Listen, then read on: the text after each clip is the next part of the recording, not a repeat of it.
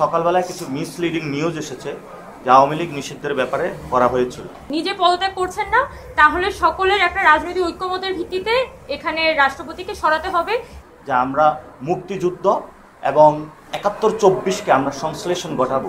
তারা খুব সহজভাবে বলেছেন যে তাদের মনে হয় যে রাষ্ট্রপতিকে আসলে নৈতিকভাবে দায় নিয়ে পদত্যাগ করা উচিত ছিল। চুপ্পুর বিষয়ে তারা নীতিগতভাবে এটা সিদ্ধান্ত নিয়েছে, নৈতিকভাবে তার সরে যাওয়া উচিত।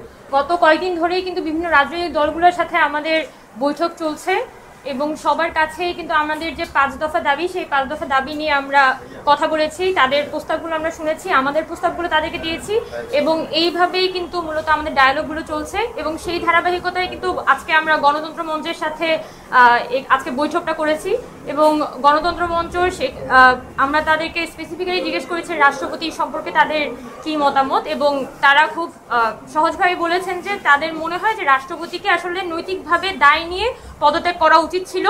কিন্তু এখানে যেহেতু রাষ্ট্রপতি নিজে পদত্যাগ করছেন না, তাহলে সকলের একটা রাজনৈতিক ঐক্যমতের ভিত্তিতে এখানে রাষ্ট্রপতিকে সরাতে হবে এবং কি প্রসেসের মাধ্যমে এখানে সরানো যায় সে ব্যাপারে তারা নিজেদের মধ্যে কথা বলবেন।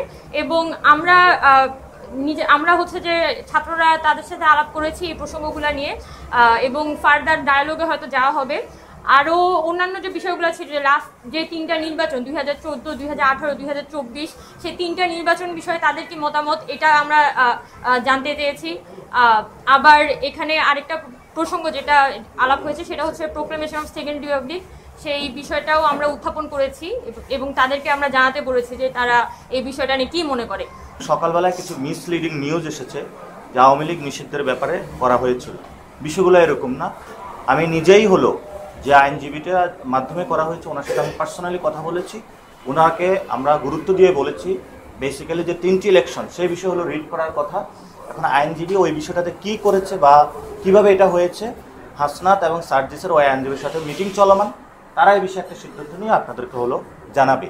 আর আজকের যে মিটিংয়ের সামারি সেটা বলি, চুপ্পুর বিষয়ে তারা নীতিগতভাবে এটা সিদ্ধান্ত নিয়েছে, নৈতিকভাবে তার সরে যাওয়া উচিত। যদি না সরে সেক্ষেত্রে রাজনৈতিক ঐক্যমত।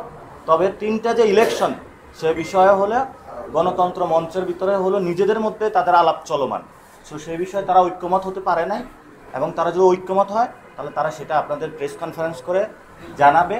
এবং প্রোক্লেমেশন অফ সেকেন্ড রিপাবলিক সেই বিষয়ে তারা আমাদের কাছে জানতে চেয়েছিল এবং আশঙ্কা প্রকাশ করেছিল যেটাকে মুক্তিযুদ্ধ নেগেশন বা কোনো কিছু হয় কি না। আমরা তাদেরকে বলেছি যে আমরা মুক্তিযুদ্ধ এবং ৭১-২৪-কে আমরা সংশ্লেষণ ঘটাবো।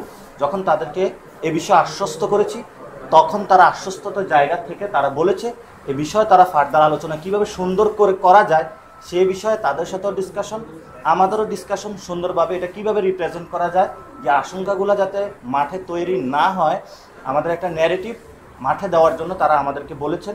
আমরা সেই বিষয়গুলো ন্যারেটিভগুলো ইয়াং জেনারেশন থেকে যারা আমাদের সিনিয়র নেতৃবৃন্দ এবং যারা আমার জুনিয়র রয়েছেন তাদের কাছে আমরা উপস্থাপন করি।